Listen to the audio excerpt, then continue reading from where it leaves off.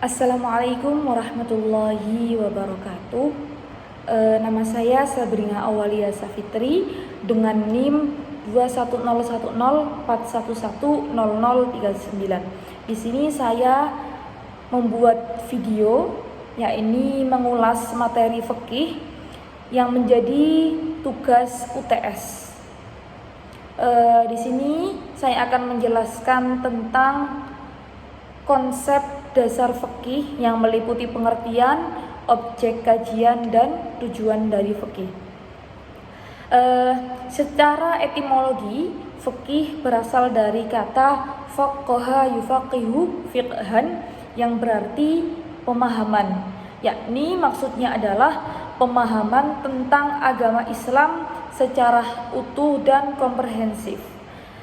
Sedangkan secara istilah, fikih adalah al-ilmu bil ahkam syar'iyyati al-amaliyati al-muktasab min adillatiha at-tafsiliyah, yakni ilmu tentang hukum-hukum syar'i yang bersifat amali yang digali dari dalil-dalil yang terperinci. Adapun pengertian fikih menurut Ad-Dimyati adalah ma'rifatul ahkami asy-syar'iyyati allati tariquha al-ijtihad, yakni mengetahui hukum syar'i dengan metode ijtihad. Bisa dikatakan bahwa fikih adalah produk ijtihad ulama. Seperti itu. Kemudian fikih adalah bentuk perwujudan hukum yang dhanni dan pancaran dari syariat. Fikih itu merujuk kepada sumber hukum Islam. Ada dua, yang pertama itu muttafaq, yang kedua yaitu mukhtalaf. Muttafaq itu artinya disepakati, sedangkan mukhtalaf itu masih diperselisihkan. Nanti akan saya bahas. Kemudian objek dalam ilmu fikih adalah perbuatan mukallaf. Mukallaf itu adalah orang yang dibebani hukum. Objek ilmu fikih itu perbuatan mukallaf yang dinilai dari kacamata syariat. Seperti itu. Profesor Dr. Wahba Zuhaili membagi objek kajian ilmu fikih menjadi dua bidang, yakni ibadah dan muamalah. Kemudian tujuan ilmu fikih adalah penerapan hukum-hukum syariat terhadap perbuatan mukallaf itu sendiri. Misal, hukum puasa di bulan Ramadan adalah wajib, sehingga mukallaf itu harus mengerjakannya. Apabila tidak mengerjakan, maka mukallaf tersebut akan mendapatkan dosa. Selanjutnya yakni sumber-sumber dan dalil-dalil fikih. Kan tadi ada dua, yang pertama muttafaq dan yang kedua mukhtalaf. Di sini saya akan menjelaskan yang muttafaq dulu. Sumber-sumber fikih yang muttafaq ada 4. Yang pertama Al-Quran, yang kedua As-Sunnah, yang ketiga itu ijma, dan yang keempat adalah qiyas. Al-Quran adalah kalamullah yang diturunkan kepada Nabi Muhammad dengan menggunakan bahasa Arab, yang diturunkan secara mutawatir kepada kita, ditulis dalam mushaf, dimulai dengan surat Al-Fatihah dan diakhiri dengan surat An-Nas. Membacanya itu bernilai ibadah. Al-Quran itu sebagai mukjizat Nabi Muhammad yang sebagai hidayah dan petunjuk bagi umat manusia. Al-Quran ini adalah sumber hukum Islam yang pertama. Semua sumber hukum dan ketentuan norma yang ada itu tidak boleh bertentangan dengan isi Al-Quran. Pedoman Al-Quran dalam menetapkan hukum sesuai dengan perkembangan kemampuan manusia, baik secara fisik maupun rohani. Seperti itu. Manusia selalu berawal dari kelemahan dan ketidakmampuan. Untuk itu, Al-Quran berpedoman kepada 3 hal, yaitu tidak memberatkan, kedua, meminimalisir beban, yang ketiga, berangsur-angsur dalam menetapkan hukum. Kemudian sumber hukum muttafaq yang kedua yaitu as-sunnah atau hadis. As-sunnah atau hadis merupakan segala tingkah laku Nabi Muhammad SAW, baik dari segi perkataan, perbuatan maupun ketetapan. Hadis merupakan sumber hukum Islam yang kedua setelah Al-Quran. Adapun fungsi hadis adalah untuk memperkuat hukum-hukum yang telah ditentukan oleh Al-Quran, memberikan perincian dan penjelasan terhadap ayat-ayat Al-Quran yang bersifat umum. Misalnya perintah sholat, seperti itu. Kemudian sumber hukum yang ketiga yakni ijma'. Ijma' adalah kesepakatan atau keputusan para mujtahid umat Islam pada suatu masa atas sesuatu perkara hukum syara' atau ketentuan dari para mujtahid umat Islam pada suatu masa tentang hukum syara' setelah wafatnya Nabi Muhammad. Jumhur ulama usul fikih mengatakan bahwa ijma' sebagai upaya ijtihad para mujtahid dalam menetapkan hukum suatu permasalahan yang tidak ada hukumnya dalam nas dan harus mempunyai landasan. Jumhur ulama berpendapat bahwa ijma' merupakan salah satu sumber atau dalil hukum yang telah disepakati setelah Al-Quran dan As-Sunnah. Baik, kemudian sumber hukum yang keempat yang muttafaq itu qiyas. Qiyas yaitu pengambilan hukum suatu perkara yang tidak ada nas dengan cara mencerminkannya atau menganalogikannya kepada perkara yang ada hukumnya di dalam nas dengan dasar kesamaan ilat atau sebab hukumnya. Mayoritas ulama berpendapat bahwa qiyas dapat dijadikan hujjah. Dalam hal ini, qiyas berada pada urutan keempat dalam sumber hukum Islam. Kemudian tadi sumber hukum Islam kan ada 2. Yang pertama muttafaq yaitu 4 tadi, dan sekarang yakni mukhtalaf. Baik, selanjutnya di sini saya akan menjelaskan tentang sumber atau dalil hukum Islam yang mukhtalaf. Yang pertama yakni istihsan. Istihsan menurut bahasa yaitu memperhitungkan sesuatu lebih baik. Maksudnya adalah kecenderungan seseorang pada sesuatu karena menganggapnya lebih baik. Seperti itu. Istihsan juga dapat diartikan sebagai penangguhan hukum seorang mujtahid dari hukum yang jelas ke hukum yang samar karena kondisi atau keadaan darurat atau karena adat istiadat, seperti itu. Nah, istihsan ini ada ulama yang menggunakannya sebagai dalil, ada juga ulama yang menjauhi untuk menggunakan istihsan dalam istinbat hukum. Adapun ulama yang sepakat dalam menggunakan istihsan adalah Imam Malik, Imam Hambali, dan Imam Hanafi. Adapun imam yang menjauhi untuk menggunakan hukum yaitu Imam Syafi'i.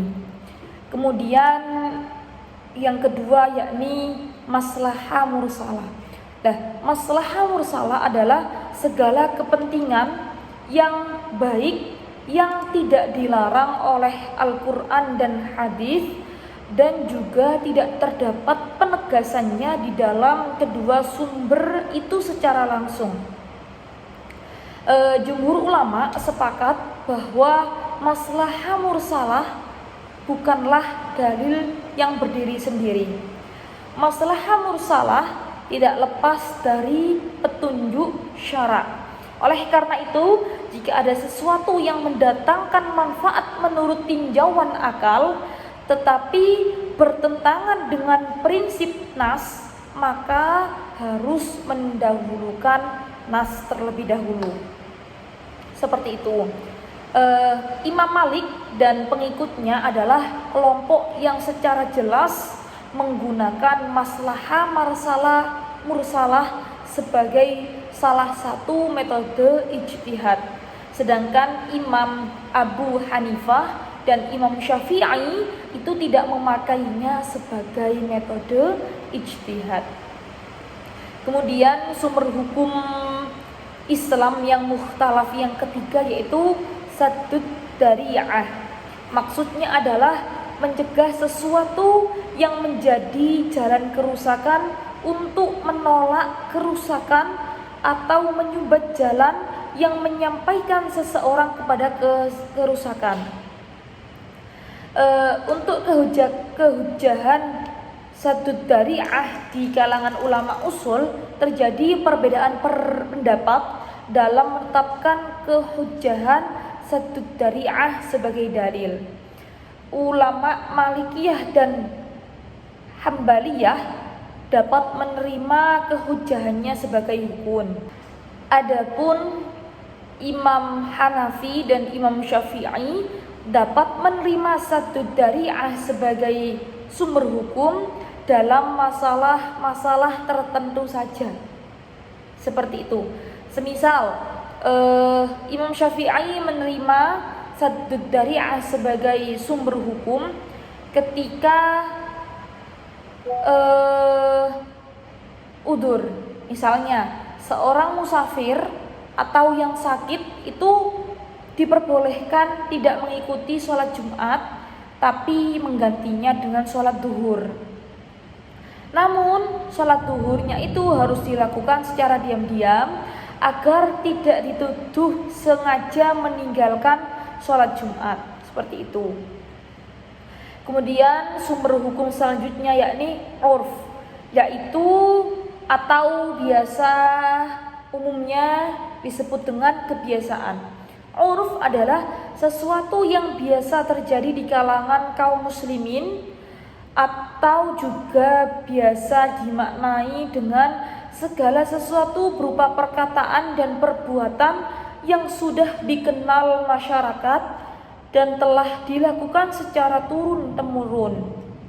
Misalnya jual beli yang harusnya itu pakai ijab qabul, namun umumnya di masyarakat sekitar itu tidak ada ijab qabulnya. Seperti itu. Jadi, Bu ini berapaan? 50.000. Oh iya, seperti itu. Jadi nggak ada ijab qabul. Misal barang ini saya jual dengan harga segini, kemudian qabulnya ya saya beli, nggak ada seperti itu karena pada umumnya itu langsung tanpa ijab qabul dan itu sah tanpa ijab qabul. Kemudian istishab adalah menetapkan hukum yang berlaku sekarang atau yang akan datang berdasarkan ketetapan hukum sebelumnya karena tidak ada yang merubahnya. Misalnya seseorang sudah berwudu, setelah itu dia itu ragu apakah wudunya ini batal atau belum. Nah, maka ketetapan hukum sebelumnya yang sudah berwudu itu bisa dijadikan dalil bahwa dia itu sudah berwudu. Seperti itu.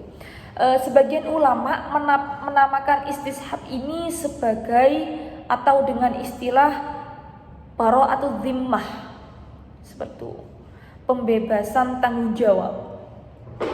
Kemudian hukum syariat, hukum sumber hukum yang lainnya yaitu syar'u man qablana, yaitu syariat yang dibawa Rasul terdahulu sebelum diutusnya Rasulullah, kemudian menjadi petunjuk pada kaumnya.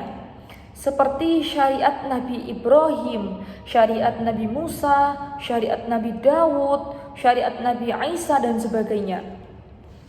Sebagai contoh, ketika pakaian syariat syar'uman qablana ya, ketika pakaian tersebut kena najis, sepemahaman saya itu najis tersebut harus dipotong, dihilangkan, bajunya digunting. Nah, kalau syariat yang sekarang kan bisa disucikan seperti itu. Terdapat 3 bentuk dari syar'uman qablana. Yang pertama, syariat yang diperuntukkan bagi umat sebelum kita, tetapi Al-Quran dan hadis tidak menyinggungnya, baik membatalkannya atau menaatkan, berlaku bagi umat Nabi Muhammad. Itu yang pertama. Kemudian yang kedua yaitu syariat yang diperuntukkan bagi umat-umat sebelum kita, kemudian dinyatakan tidak berlaku bagi umat Nabi Muhammad. Kemudian yang ketiga yaitu syariat yang diperuntukkan bagi umat-umat sebelumnya, kemudian diterangkan kepada kita dalam Al-Quran dan hadis, serta para ulama berbeda pendapat. Nah, itu di mana sebagian ulama Hanafi, sebagian ulama Maliki, sebagian ulama Syafi'i, dan sebagian ulama Hambali berpendapat bahwa syariat itu dapat berlaku pula bagi umat Nabi Muhammad. Selanjutnya, tema selanjutnya yakni prinsip dan karakteristik fikih. Prinsip-prinsip fikih adalah dasar-dasar fikih yang mencakup berbagai sumber hukum-hukum syariah dari berbagai bab permasalahan fikih dengan berlandasan Al-Quran dan As-Sunnah. Maka ada 5 prinsip universal yang menjadi rujukan permasalahan-permasalahan fikih baik di bidang ibadah maupun muamalah. Yang pertama yakni al-umuru bimaqasidiha, yakni segala sesuatu itu tergantung pada niatnya. Seperti itu. Semisal seseorang yang mau melakukan sholat 2 rakaat, maka di dalam hatinya itu meniatkan kalau sholat 2 rakaat seperti itu. Kemudian al-yaqinu la yuzalu bisyak, keyakinan tidak bisa dihilangkan sebab keraguan. Contoh, apabila ada seseorang meyakini bahwa dia keadaan suci, kemudian dia itu muncul keraguan bahwa dirinya berhadas, maka kita harus yakin bahwa kita itu suci, bahwa dalam keadaan suci. Kenapa? Karena ragu itu adalah sebagian dari bisikan setan. Jadi kita harus yakin, maka yang menang itu adalah yakinnya. Seperti itu. Kemudian prinsip fikih yang ketiga yaitu al-masyaqqatu tajlibut taisir. Masyaqqah atau kesulitan yaitu menarik kemudahan. Contoh, sholat fardu. Apabila seseorang tidak bisa melaksanakan sholat fardu dengan berdiri, maka bisa sambil duduk. Apabila tidak bisa dengan duduk, maka boleh dengan tidur miring, dan seterusnya, seperti itu. Kemudian yang keempat yaitu ad-dararu yuzal. Madorot itu harus dihilangkan.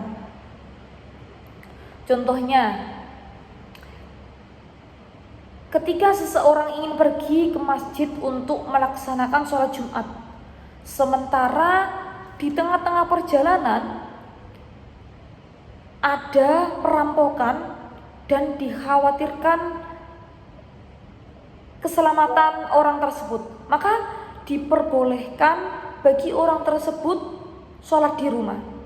Seperti itu. Kemudian yang terakhir, yang kelima yaitu al-'addatu muhakkamah. Kebiasaan itu bisa dijadikan hukum. Contoh,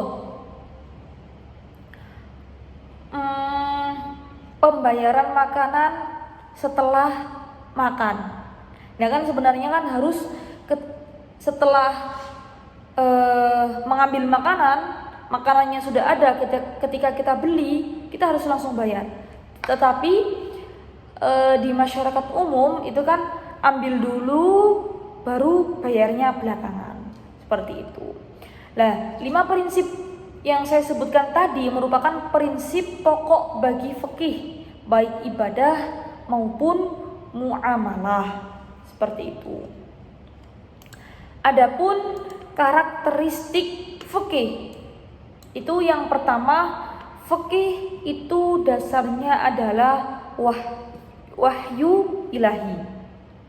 Nah, ini keistimewaan fikih dibandingkan undang-undang buatan manusia, yaitu bahwa fikih Islam itu bersumber dari Allah yang tersurat dalam Al-Quran dan As-Sunnah, seperti itu. Adapun mujtahid yang melakukan istinbat hukum itu selalu merujuk kepada Al-Quran dan As-Sunnah. Kemudian karakteristik fikih bersifat komprehensif, mencakup seluruh aspek kebutuhan hidup. Nah, fikih Islam mempunyai kelebihan dibandingkan sistem undang-undang yang lain karena ia mencakup 3 aspek hubungan. Yang pertama, manusia dengan Tuhan yaitu Allah, kemudian manusia dengan dirinya sendiri, dan yang ketiga manusia dengan masyarakat sekitar. Karena itu Islam itu mengatur urusan dunia akhirat. Islam itu juga mengurusi agama, mengurusi ad-daulah, negara yang bersifat umum untuk seluruh manusia, seperti itu. Kemudian karakteristik fikih yang ketiga itu berbicara tentang halal dan haram. Nah, fikih Islam itu selalu ada pemikiran mengenai halal dan haram terhadap setiap tindakan muamalah, tidak hanya persoalan yang bersifat duniawi, tapi juga yang bersifat ukhrawi. Kemudian karakteristik fikih yang keempat, yakni fikih Islam terkait dengan masalah akidah, akhlak atau moral. Fikih Islam berbeda dengan undang-undang pada umumnya karena ia terpengaruh dengan undang-undang moral, bahkan ia menyempurnakannya. Seperti itu. Kemudian karakteristik yang kelima yaitu hukuman bagi pelanggar hukum di dunia dan di akhirat. Fikih Islam berbeda dari hukum-hukum konvensional buatan manusia yang hanya menetapkan hukuman di dunia saja bagi orang yang melanggarnya. Karena fikih Islam memberikan sanksi hukuman bagi yang melanggar pada 2 hal, yaitu hukuman dunia, baik berupa hudud yang bersifat yang sudah ditentukan maupun takzir, seperti itu, dan nanti juga itu ada hukuman akhirat atas perbuatan hati yang tidak tampak manusia, tidak bisa dipandang, seperti itu. Kemudian adanya orientasi kolektivitas dalam fikih Islam. Maksudnya dalam fikih Islam itu selalu menjaga kemaslahatan individu dan sosial secara bersama-sama tanpa harus melanggar hak orang lain. Oleh karena itu kemaslahatan bersifat umum atau sosial harus didahulukan dibandingkan dengan kemaslahatan yang bersifat individual. Kemudian yang terakhir, karakteristik fikih itu relevan dan bisa diterapkan sepanjang zaman. Prinsip dasar fikih itu tidak pernah berubah-ubah. Seperti itu. Sementara itu, dimensi fikih yang berpijak pada kias atau analogi dan bertujuan memelihara kemaslahatan dan adat istiadat bisa berubah dengan berkembangnya sesuai dengan kebutuhan zaman, kemaslahatan manusia, dan lingkungan yang berbeda dalam konteks ruang dan waktu selama hukum berada dalam wilayah yang sesuai dengan tujuan syariat, maqasid syariat. Seperti itu. Kemudian tema selanjutnya yakni tentang maqasid syariah. Nah, maqasid syariah itu tujuan disyariatkannya hukum Islam. Nah, maqasid syariah bisa diartikan secara bahasa yaitu tujuan dari syariah. Tujuan utama dari maqasid syariah adalah merealisasikan kemanfaatan untuk umat manusia, masalih al-ibad, baik urusan dunia maupun urusan akhirat. Menurut Imam Asy-Syatibi, maqasid syariah ini memiliki 5 hal inti. Yang pertama, hifdzuddin, menjaga agama. Jadi di dalam agama itu tidak ada pemaksaan sesuai dengan ayat Al-Quran, yaitu la ikraha fiddin. Jadi tidak ada kekerasan, pemaksaan di dalam agama, seperti itu. Kemudian hifdzun nafas, kita juga harus menjaga jiwa kita. Kemudian ada hifdzul aqli, menjaga akal kita. Kemudian ada hifdzun nasli, yaitu menjaga keturunan. Dan yang terakhir yaitu hifdzul mal, yaitu menjaga harta. Itu adalah maqasid syariah. Baik. Selanjutnya yakni penjelasan rinci dari maqasid syariah. Yang pertama, hifdzuddin, yaitu kita harus menjaga agama kita. Syariat Islam menjaga kebebasan berkeyakinan dan beribadah, tidak ada pemaksaan. Sama seperti ayat yang sudah saya bacakan tadi, yakni la ikraha fiddin. Kemudian ada hifdzun nafs, menjaga jiwa.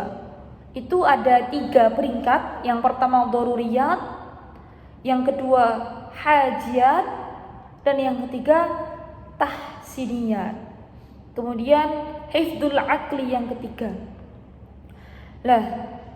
Salah satu yang menyebabkan manusia menjadi makhluk dengan penciptaan terbaik dibandingkan yang lainnya adalah akal.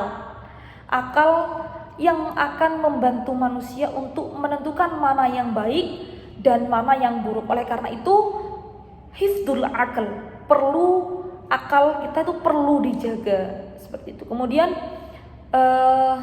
hifdzun nasl, menjaga keturunan. Kita juga harus kemaslahatan utama yang dilindungi syariat melalui poin hifdzun nasl adalah keberlangsungan suatu generasi manusia untuk mencegahnya dari kepunahan dengan upaya-upaya yang mengacu pada kebaikan di dunia dan di akhirat.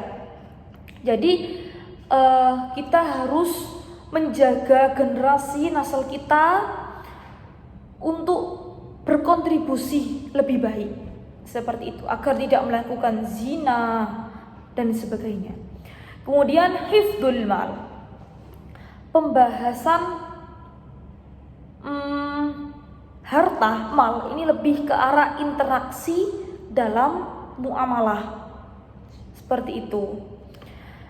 Menjaga harta dengan memastikan bahwa harta yang kalian miliki, yang kami miliki itu tidak bersumber dari hal-hal yang haram dan batil.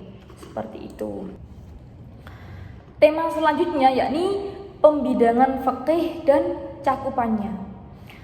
Pada masa ulama dahulu, para ulama dahulu itu sudah mencoba mengadakan pembidangan fikih.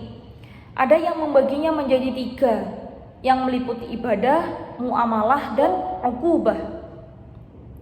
Kemudian ada yang membaginya menjadi 4, ibadah, muamalah, munakahat, dan jinayat. Di sini saya akan menjelaskan pembagiannya yang dibagi menjadi 6. Yang pertama adalah ibadah. Ibadah itu merupakan hubungan hamba, seorang manusia, kepada pencipta, sang pencipta, yakni Allah. Nah, adapun ruang lingkup ibadah yaitu sholat, bersuci, puasa, haji, zakat, dan segala aktivitas yang berhubungan antara hamba dan sang pencipta. Kemudian muamalah. Muamalah adalah peraturan-peraturan Allah yang harus diikuti dan ditaati dalam hidup bermasyarakat untuk menjaga kepentingan antara manusia. Nah, fikih muamalah ini ada banyak. Ada al-bai', jual beli, ada ijarah, ada rohn, perdagangan, ada syirkah, perserikatan, ada uqud, perjanjian, ada ariyah, dan sebagainya. Hukum ini dimaksudkan untuk mengatur manusia yang kaitannya dengan kekayaan dan pemeliharaan hak-haknya.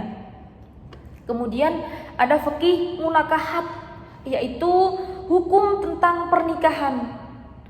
Pembahasan fikih munakahat, ruang lingkupnya itu mencakup hukum nikah, kemudian akad, khitbah, wali nikah, syahidan, saksi nikah, kemudian musaharah, radha'ah, li'an, dihar, nafaqat, iddah, dan sebagainya. Itu ruang lingkup munakahat. Kemudian fikih jinayat, ini fikih yang mengatur cara menjaga dan melindungi hak Allah, hak masyarakat, dan hak individu. Adapun ruang lingkup fikih jinayat mencakup hudud, qisas, diyat, dan takzir. Kemudian fikih siasa, yaitu membahas hubungan antara seorang pemimpin dengan yang dipimpinnya.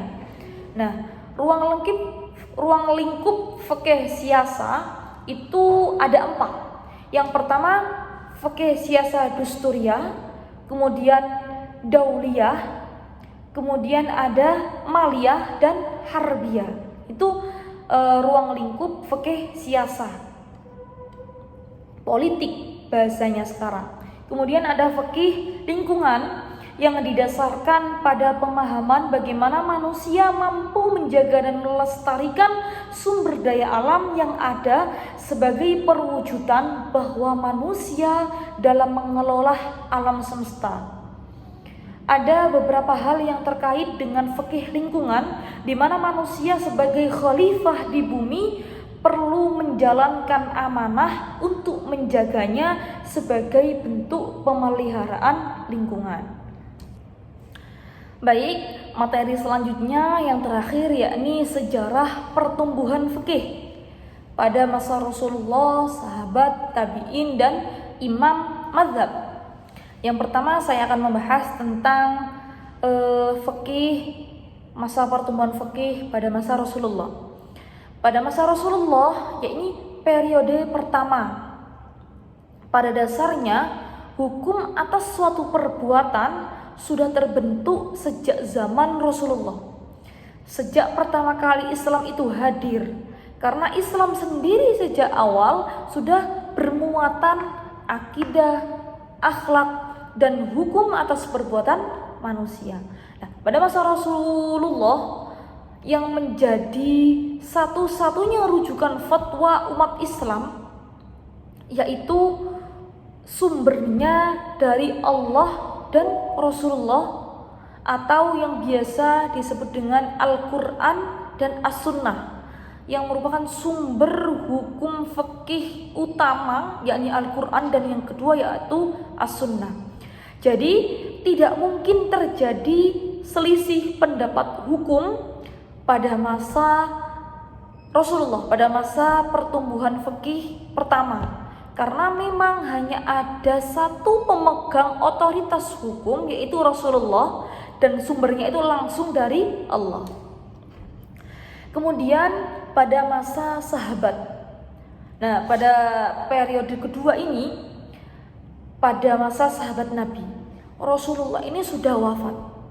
Bagaimanapun problematika sosial akan terus berkembang, dan tentu hukum Islam tidak bisa lepas dari hal itu, tidak bisa lepas dari perkembangan itu. Pada periode ini banyak persoalan-persoalan agama yang muncul yang tidak ditemui pada zaman Rasulullah, sehingga para sahabat melakukan ijtihad, memutuskan perkara, memberikan fatwa, menetapkan hukum syariat dengan tetap mengacu kepada Al-Quran dan As-Sunnah yang hukumnya bersumber dari Allah dan Rasulnya. Pada periode ini juga belum ada kodifikasi fikih secara khusus seperti itu. Kemudian pada masa tabi'in, ini sekitar abad pertama Hijriah, wilayah kekuasaan Islam telah menjadi semakin luas sampai ke daerah-daerah yang dihuni oleh orang-orang yang bukan bangsa Arab atau tidak bisa berbahasa Arab. Hal tersebut membuat keberagaman situasi dan kondisi, dan banyak ulama yang disebar di daerah-daerah tersebut. Nah, pasti di daerah tersebut ada perkembangan tentang permasalahan fikih. Seperti itu. Dengan semakin tersebarnya agama Islam di kalangan penduduk dari berbagai daerah, menjadikan banyaknya pula persoalan hukum yang timbul, yang tidak didapati ketetapan hukumnya dalam Al-Quran dan As-Sunnah. Ya, untuk itu yang dilakukan para ulama itu berijtihad mencari ketetapan hukum dengan syarat tidak meninggalkan sumber hukum yang pertama, yakni Al-Quran dan As-Sunnah. Seperti itu. Periode tabi'in itu juga disebut dengan periode pembinaan dan pembukuan hukum Islam. Pada masa tabi'in juga ini, fikih Islam mengalami kemajuan yang pesat. Penulisan dan pembukuan hukum Islam dilakukan dengan intensif, baik berupa penulisan hadis, fatwa-fatwa dari sahabat dan tabi'in. Dan terakhir, yakni pertumbuhan fikih pada masa Imam Mazhab. Mazhab pertama terbentuk mula-mula dari beberapa pemikiran mandiri seorang mujtahid tersebut, menggunakan ra'yu dari ulama secara perorangan, secara tidak resmi. Tapi lama-kelamaan ia makin mendapatkan pengabsahan yang kokoh dari masyarakat. Akhirnya secara bertahap tumbuh kesepakatan pendapat antara para ulama di tempat tertentu mengenai doktrin tertentu. Umumnya imam mazhab yang kita ketahui ada 4. Yang pertama Imam Maliki, Hanafi, Syafi'i, dan Hambali. Nah, munculnya 4 mazhab itu terjadi pada masa dinasti Abbasiyah, tepatnya pada pemerintahan Khalifah Harun ar-Rasyid. Mazhab tersebut dianut umat Islam seluruh dunia sampai saat ini. Meskipun madhab-madhab ini muncul pada masa yang berbeda, mereka semua memiliki tujuan yang sama untuk kehidupan umat Islam. Seperti itu. Jadi pertumbuhan fikih yang awalnya bersumber dari Allah melalui Rasul, kemudian dari sahabat yang sering bertemu Rasul, kemudian tabi'in yang bertemu dengan sahabat, kemudian sampai imam mujtahid, sampai sekarang kita berpedoman kepada ijtihad dari 4 imam mazhab yang terkenal tersebut. Dan pertanyaannya, bagaimana ketika ada persoalan muncul di zaman sekarang? Maka setahu saya itu para ulama itu melakukan bahthul masail para ulama untuk menetapkan persoalan hukum yang berkembang pada saat ini, seperti itu. Sekian penjelasan materi 1 sampai 7 yang menjadi tugas UTS studi fikih. Di sini saya masih belajar. Mohon maaf apabila banyak kurangnya maupun ada salahnya. Mohon bimbingannya Ustadz. Dari saya kurang lebihnya mohon maaf. Assalamualaikum warahmatullahi wabarakatuh.